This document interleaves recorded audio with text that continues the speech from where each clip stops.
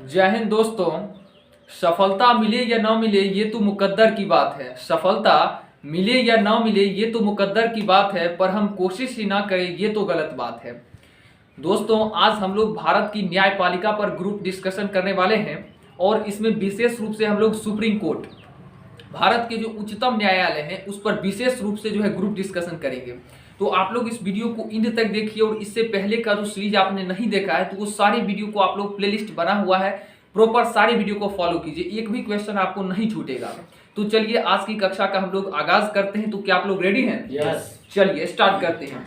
चलिए आप इधर से सवाल का जवाब देना स्टार्ट कीजिएगा। सबसे पहले आप बताइए कि न्यायपालिका जो है वो किसे कहते हैं? समस्त न्यायालयों को मिलाकर न्यायपालिका कहते हैं। बिल्कुल सही है। देखिए, न्यायपालिका जो है वो एक नहीं होता है, समस्त न्यायालय, चाहे वो हाई कोर्ट हो चाहे सुप्रीम कोर्ट हो, सबको मिला करके जितना भी है कोर्ट, सबको मिला करके न्यायपालिका कहते हैं। चलिए आप बताइएगा उधर से कि न्यायालय में जो है शक्ति का विभाजन होता है या नहीं? नहीं होता है। बिल्कुल सही जवाब है। न्यायालय में जो है वो शक्तियों का विभाजन नहीं होता है। चलिए आप बताइए कि जैसे नीचे से जो है कोर्ट होता है, तो जिला में जो है कौन सा कोर्ट होता है? जिला कोर्ट। राज्य में कौन सा कोर्ट? High court. और सबसे ऊपर सबका बाप कौन कोर्ट है? सर्वोच्च मतलब सुप्रीम कोर्ट। चलिए बिल्कुल, जो कि कहां पर है? दिल्ली में। चलिए बिल्कुल सही जवाब है। देखिए यहाँ पर जो है नीचे से जो है कोर्ट जो है बना हुआ है। जैसे सबसे पहले अगर आपको जिला जाना है तो जिला न्यायालय में जाइए, डिस्ट्रिक्ट कोर्ट जिसको इंग्लिश में कहेंगे। राज्य में जो है सबका जो है हेड कोर्ट होता है हाई कोर्ट, जो कि पटना में है, बिहार की राजधानी में। उसके बाद जो है उससे अगर ऊपर आपको जाना है तो फिर से भारत में जो है सबसे ऊपर जो है सर्वोच्च न्यायालय है, जो कि दिल्ली में स्थित है, जो कि सारे कोर्ट का जो है सबसे ऊपर में स्थित है। चलिए अब हम लोग सर्वोच्च न्यायालय पर ही डिस्कशन करने वाले हैं। सबसे पहले आप इधर से बताइएगा कि भारत की जो न्यायिक व्यवस्था है वो किस प्रकार की है? एकहरी और एकीकृत न्यायालय। चलिए बिल्कुल सही। भारत की शासन व्यवस्था एकहरी और एकीकृत है। दोस्तों आप बताइए भारत के न्यायालय के न्याय के सर्वोच्च शिखर पर कौन बैठा हुआ है? Supreme court. सुप्रीम कोर्ट या सर्वोच्च न्यायालय बैठा हुआ है जिस, और जो है ये सबसे ऊपर में है। और ये सुप्रीम कोर्ट कहां पर है? दिल्ली में। चलिए बिल्कुल सही जवाब, ये दिल्ली में हो जाएगा। आगे बढ़ते हैं। इधर से आप बताइएगा कि सर्वोच्च न्यायालय की स्थापना और गठन और अधिकारिता, शक्ति का विनिमय जितना भी है वो भारतीय संसद को प्राप्त है। बात है कि नहीं सही? हाँ। तो आप बताइए कि सर्वोच्च न्यायालय का गठन संबंधी जो प्रावधान है वो अनुच्छेद नंबर कितना में किया गया? 124। बिल्कुल सही जवाब है। देखिए आपको पूछेगा कि सुप्रीम कोर्ट जो है भारत में एक सुप्रीम कोर्ट होगा, ये किस आर्टिकल में कहा गया? Article number 124। क्या हो जाएगा? Article number 124। एकदम दिमाग में फिट कर लीजिए। चलिए उधर से बताइए सर्वोच्च न्यायालय में जो है न्यायाधीश की संख्या, अभी वर्तमान में जितने भी न्यायाधीश होंगे वो जो है कौन सा संशोधन के तहत जो है बनाया गया था? बताइए। तो 2019 का संशोधन हो जाएगा। 2019 के संशोधन के तहत अभी वर्तमान में। तो आप बताइएगा कि बताइए अभी भारत में जो है सर्वोच्च न्यायालय में जो है एक मुख्य न्यायाधीश और उनके अलावा कितने सहायक होते हैं? न्यायाधीश। 33 अन्य न्यायाधीश होते हैं। चलिए बिल्कुल सही जवाब है। एक चीफ जस्टिस होते हैं और उसके अलावा 33 अन्य न्यायाधीश होते हैं उनका सहायता करने के लिए। चलिए आगे बढ़ते हैं। बहुत अच्छा। आप इधर से बताइएगा कि मूल संविधान में जो है सुप्रीम कोर्ट में कुल कितने न्यायाधीश का वर्णन? 8। बिल्कुल सही जवाब है। उसके बाद आप बताइए 8 के बाद जो है पहली बार जो है वो कब इसमें परिवर्तन हुआ और वो बढ़ा करके कितना कर दिया गया था? 11 बनाकर कर दिया गया था 1856 में। 1956 में। 1800 नहीं होगा। बिल्कुल सही जवाब इन्होंने दिया। देखिए सबसे पहले मूल संविधान में 8 था, 1956 में जो है संशोधन करके 8 को 11 कर दिया गया। चलिए आप बताइए 1956 के बाद कब हुआ और कितना बढ़ा? 1960 में हुआ था, उसमें 14 कर दिया गया। चलिए बिल्कुल सही जवाब है। 1960 में 11 से 14 कर दिया गया। चलिए अब 1960 के बाद आगे बढ़ते हैं। बताइए आगे कहां पर हुआ था? 1978 में हुआ था, 18 कर दिया। बिल्कुल सही जवाब है। 1960 के बाद 1978 हो जाएगा, जिसमें जो है 14 से बढ़ा करके 18 कर दिया गया। अब उसके बाद 18 से जो है कब बढ़ाया गया? तो चलिए आप इधर से बताइए 18 से बढ़ाया कब गया था? तो बताइए जल्दी इधर से, नहीं याद है आपको? तो देखिए 1978 में 14 था, 1978 में 14 हुआ। उसके बाद जो है 1986 में 18 और 2009 में जो है संविधान में संशोधन करके 26 किया गया। ठीक है। और 2000 क्या कहता है? 1986 में 26 हो जाएगा, 1986 में 26 कर दिया गया। और 2009 में 31 हो जाएगा, 2009 में क्या हो जाएगा, 2019 में 33। 33 हो जाएगा। अब वर्तमान में कुल जो है एक मुख्य न्यायाधीश और सहायक कितने न्यायाधीश हैं? 33 में और +1 जो कि किस संविधान संशोधन के तहत 2019। चलिए बिल्कुल सही जवाब है एकदम। आपको देखिए ये जो है शुरू से लेकर के किस तरह से परिवर्तित हुआ ये आपको मैंने बताया। पूरा गौर से वीडियो को देखिए और समझने का प्रयास कीजिए। चलिए अब इधर से आप बताइएगा कि बताइए सर्वोच्च न्यायालय का जितना भी न्यायाधीश होता है, चाहे सहायक हो चाहे मुख्य न्यायाधीश हो, सबकी नियुक्ति कौन करता है? राष्ट्रपति, प्रेसिडेंट ऑफ इंडिया। बिल्कुल सही जवाब है, राष्ट्रपति करते हैं। जितनों भी हमारे देश में न्यायाधीश हैं सुप्रीम कोर्ट के, सबकी नियुक्ति जो है राष्ट्रपति के द्वारा होता है। चलिए आप उधर से बताइएगा कि मुख्य न्यायाधीश की नियुक्ति करते समय जो है राष्ट्रपति किससे सलाह लेता है? राष्ट्रपति से लेता है। राष्ट्रपति की नियुक्ति कर रहा है, वो सलाह किससे लेता है ये बताइए। मुख्य न्यायाधीश की ही नियुक्ति करना है, किससे सलाह लेगा? अन्य न्यायाधीश, सहायक न्यायाधीश। बिल्कुल सही बात है। देखिए चीफ जस्टिस की नियुक्ति यदि करना होता है राष्ट्रपति को, तो जितने भी सुप्रीम कोर्ट के अन्य न्यायाधीश होते हैं सबसे परामर्श लेकर के चीफ जस्टिस चुनता है। और ये लेना अनिवार्य है, अगर मतलब लेना चाहते हैं तो ले सकते हैं, और नहीं लेना चाहते तो नहीं भी ले सकते हैं। चलिए ठीक कोई है, बात नहीं। बहुत अच्छा बात है। चलिए आप बताइएगा, ये तो मुख्य न्यायाधीश की कहानी है। अब अन्य न्यायाधीश की नियुक्ति कैसे किया जाएगा? अन्य न्यायाधीश की नियुक्ति के लिए परामर्श जो है सो मुख्य न्यायाधीश से लेंगे राष्ट्रपति। और ये लेना अनिवार्य है, ये लेना होगा। चलिए बिल्कुल इनका सही जवाब है। एक या चीफ तो- जस्टिस तो होवे की, हाँ क्या या तो या उच्च न्यायालय के भी मतलब अति से ले सकते हैं। ठीक है, बिल्कुल सही जवाब है इनका। देखिए सुप्रीम कोर्ट का चीफ जस्टिस को चुनना है तो सहायक से पूछेगा, और सहायक को चुनना है तो चीफ जस्टिस से पूछेगा। ठीक है, और इसमें जो है इसमें हाई कोर्ट से भी, हाई कोर्ट का भी जो जज है उसको उससे भी जो है परामर्श ले सकता है। ठीक है, चलिए ये बात है। और ये राष्ट्रपति जी परामर्श लेंगे आर्टिकल नंबर कितना के अनुसार? बोलिए आर्टिकल 24 के 2 के अनुसार। 24 के 2 के अनुसार। बिल्कुल 124 के 2 के अनुसार परामर्श लेंगे। ठीक है, एकदम ध्यान रखिए। आगे बढ़ते, आप बताइए इधर से सर्वोच्च न्यायालय के न्यायाधीश बनने के लिए न्यूनतम आयु सीमा कितना है? न्यूनतम आयु सीमा कुछ नहीं है, लेकिन अधिकतम आयु सीमा 65 वर्ष है। चलिए इनका बिल्कुल सही जवाब है यहाँ पे। देखिए इसका बनने का जो न्यूनतम आयु है वो फिक्स नहीं है, आप कितनों में बने। जैसे राष्ट्रपति 35 वर्ष में बन सकते हैं, प्रधानमंत्री 25 में बन सकते हैं, लेकिन कोर्स करते करते आपको कम से कम 45 टपिए जाएगा। बिल्कुल सही जवाब है। अभी तक के जितने भी न्यायाधीश हैं उनको जो है रिकॉर्ड को अगर खंगाला जाए तो एक रिकॉर्ड से पता चला है कि लगभग आपको जो है उतना करते करते जो है 45 साल आइए जाएगा। ठीक है, लेकिन इनका रिटायरमेंट का उम्र फिक्स है दोस्तों। रिटायरमेंट का उम्र, अवकाश प्राप्त करने का उम्र सुप्रीम कोर्ट के जो है न्यायाधीश जो है वो रिटायर्ड 65 वर्ष की आयु में होते हैं। कितना वर्ष की आयु में? 65 वर्ष की आयु में। बिल्कुल ध्यान रखने की बात है। आप बताइएगा उधर से सर्वोच्च न्यायालय के जितने भी न्यायाधीश हैं उनको शपथ कौन दिलाता है? राष्ट्रपति। बिल्कुल परफेक्ट होता है। उनको जो है नियुक्त भी राष्ट्रपति करेगा और उनको शपथ भी राष्ट्रपति ही दिलाएगा। ठीक है, चलिए आगे बढ़ते हैं। अब बताइए कि सर्वोच्च न्यायालय के न्यायाधीश बनने के लिए क्या क्या योग्यताएं हैं? वह भारत का नागरिक होना चाहिए। हाँ, बिल्कुल। और किसी उसको उच्च जैसे न्यायालय में कम से कम भारतीय उच्च न्यायालय में कम से कम 5 वर्ष, या अन्य न्यायाधीश में अन्य 2 या 2 से अधिक न्यायाधीश में 5 वर्ष, अच्छा, या वो अधिवक्ता रहे हो किसी न्यायालय में 10 वर्ष के लिए। चलिए इनका बिल्कुल सही जवाब है यहाँ पे। देखिए आपको अगर सुप्रीम कोर्ट का न्यायाधीश बनना है तो 2 बात, सबसे पहला भारत के नागरिक होइए, और दूसरा नंबर बात की कोई भी हाई कोर्ट या डिस्ट्रिक्ट कोर्ट में कम से कम 5 साल तक आपको मुख्य न्यायाधीश की भूमिका निभाना है। और अगर न्यायाधीश नहीं है तो आप एडवोकेट यानी आप वकील 10 साल तक रहिएगा, और तब ये जो है आपको सुप्रीम कोर्ट में मौका मिलेगा। राष्ट्रपति के सामने आप उच्च विधि अधिकारी रहेंगे तब। बिल्कुल सही जवाब है। प्लस में राष्ट्रपति के जो है समक्ष जो है आपको अपना ज्ञान प्रदर्शित करना होगा, ताकि राष्ट्रपति को ये होना चाहिए, राष्ट्रपति को ये पता होना चाहिए आप कानून का अच्छा ज्ञाता है, तभी आपको नियुक्त करेगा। चलिए आगे बढ़ते हैं। आप उधर से बताइएगा कि न्यायाधीश के वेतन एवं भत्ते संबंधी जानकारी अनुच्छेद नंबर कितना में मिलता है? 125 हो जाएगा। बिल्कुल अनुच्छेद नंबर 125 हो जाएगा। आप उधर से कोनो से बताइएगा कि सर्वोच्च न्यायालय के मुख्य न्यायाधीश का वेतन कितना होता है? 2,80,000। सहायक न्यायाधीश का बोलिए? 2,50,000। बिल्कुल सही जवाब है। चीफ जस्टिस को 2,80,000 हो जाएगा, और जो सहायक न्यायाधीश है उन्हें 2.5 लाख हो जाएगा, 2,50,000 हो जाएगा दोस्तों। बहुत ही एकदम। चलिए आप इधर से बताइएगा कि इनके अलावा इनको कौन कौन सी सुविधा दी जाती है? देखिए इनको जो है सुविधा सभी फ्री रहता है, जैसे घर हो गया, बिजली हो गया, टेलीफोन हो गया, गाड़ी हो गया, बंगला हो गया, सब। चलिए बिल्कुल सही जवाब है। गाड़ी बंगला सब, इनको चिकित्सा सब कुछ फ्री डिश रहता है। चलिए आगे बढ़ते हैं।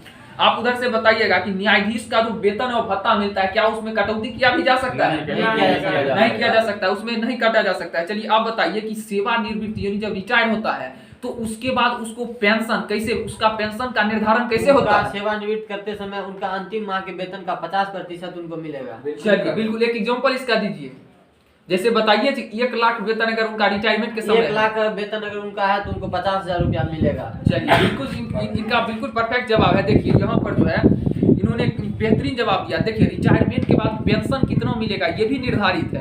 आप लास्ट मंथ में आपका जितना सैलरी था, मान लीजिए लास्ट मंथ में जो है उनका सैलरी जो है 1 लाख रहा होगा, तो वहां पर उनको रिटायरमेंट के बाद जो है जब उनको पेंशन देना स्टार्ट किया तो 50,000 पेंशन देना स्टार्ट करेगा। ठीक है, ओके आगे बढ़ते हैं। आप बताइएगा इधर से कि सर्वोच्च न्यायालय के न्यायाधीश को पद विमुक्ति के लिए जो है क्या क्या जो है कहानी है, उनको मतलब पद से मुक्त कैसे किया जाए, हटाया कैसे जाए, इसके लिए पद मुक्ति के लिए संसद के दोनों सदनों से आवाज उठाया जा सकता है, जिसे कहते हैं प्रार्थना कहते हैं। हाँ। और इसे जो है सो तभी उठाया जा सकता है जबकि वो लगे कि कोई न्यायाधीश असमर्थ है, कदाचारी है, अत्याचारी है तब।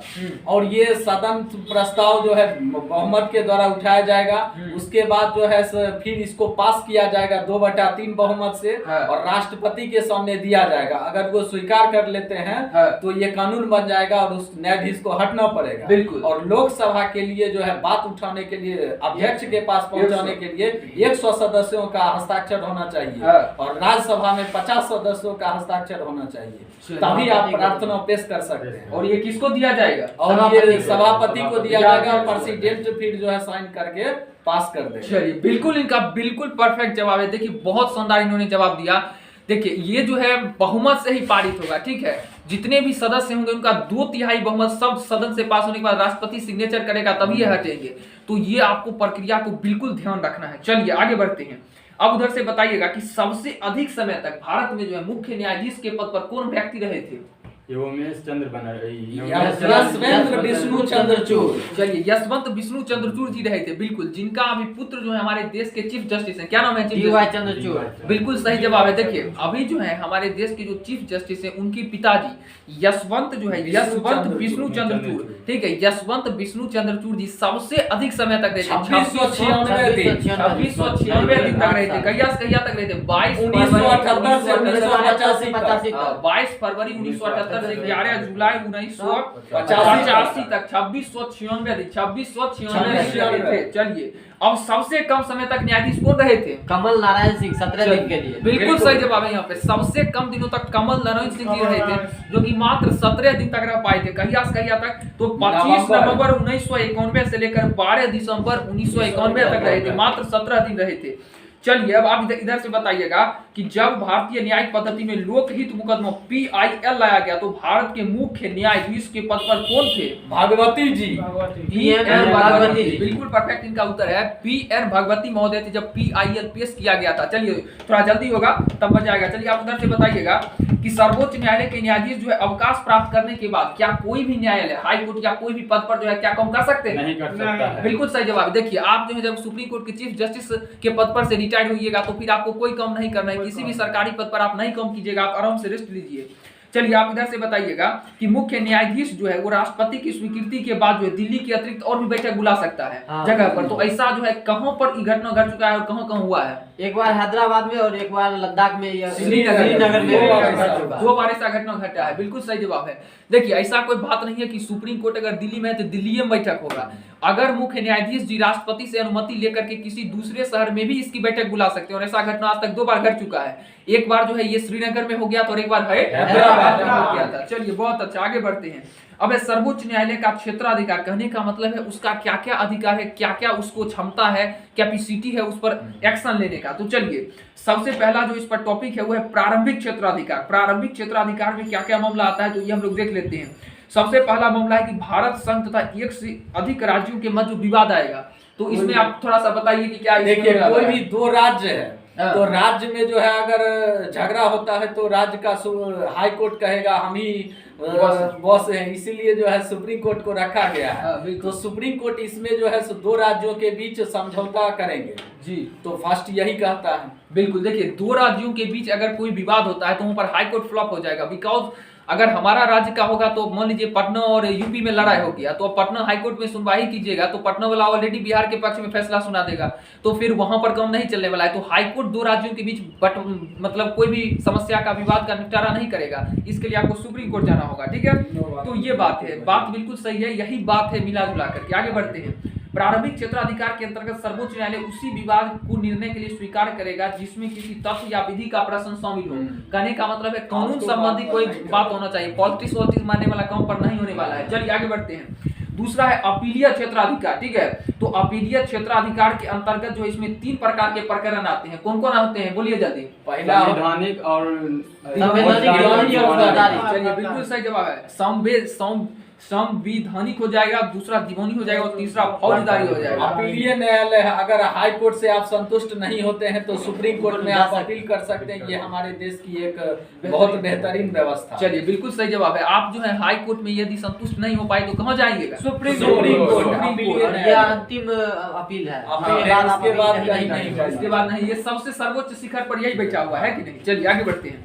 अब जो है परामर्शदात्री क्षेत्राधिकार है। आप बताइए इधर से कि राष्ट्रपति को यह अधिकार है कि वह सार्वजनिक महत्व के विवादों पर सर्वोच्च न्यायालय से परामर्श लेगा। तो परामर्श जो लेगा ये आर्टिकल नंबर कितनों में कहता है, अनुच्छेद 143। चलिए 143 में कहता है, बिल्कुल इनका सही जवाब है।